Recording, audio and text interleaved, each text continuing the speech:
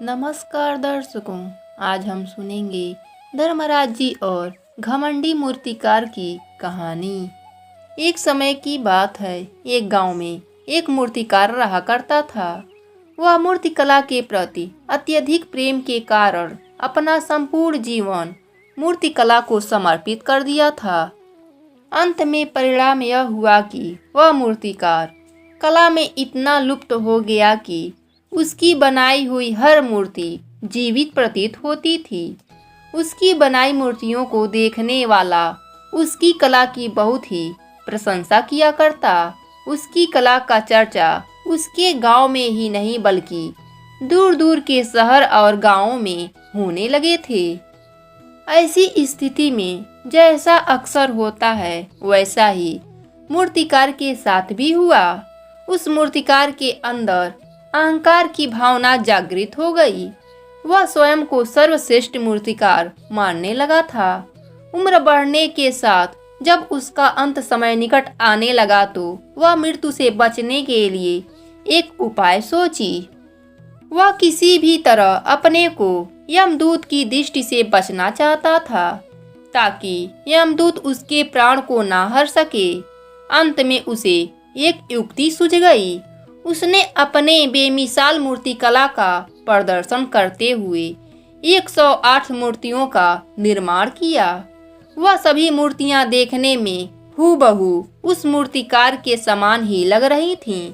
सभी मूर्ति के निर्मित होने के पश्चात सभी मूर्तियां इतना जीवित प्रतीत होने लगी कि मूर्तियां और मूर्तिकार में कोई अंतर ही नहीं रहा।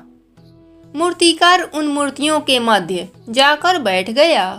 उसने जैसा सोचा था, यमदूत उसे इन मूर्तियों के मध्य पहचान पाना असंभव था और उसकी यह युक्ति कारगर भी सिद्ध हुई।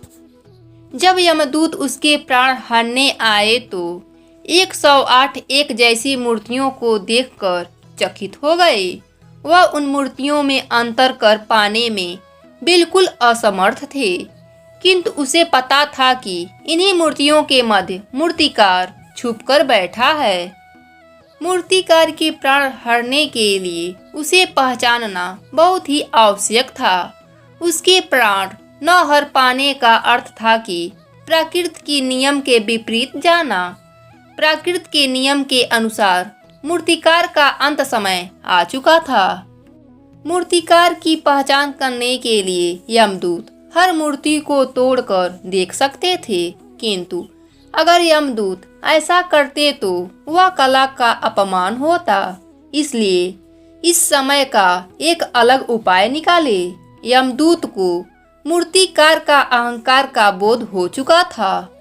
अंततः उसके अहंकार पर चोट करते हुए वह बोले, वास्तव में सब मूर्तियां कलात्मकता और सौंदर्य का अद्भुत संगम है, किंतु मूर्तिकार एक गलती कर बैठा है।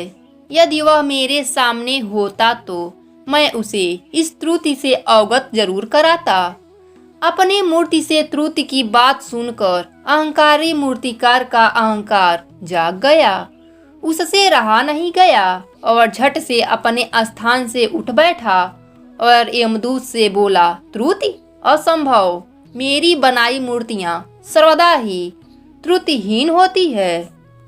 यमदूत की युक्ति काम कर चुकी थी।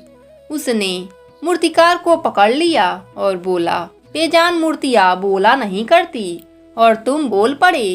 यही तुम्हारा त्रुटि है, गलती है कि अपने अहंकार पर तुम्हारा कोई बस नहीं है। यमदूत मूर्तिकार के प्राण हर कर यमलोक को चले गए।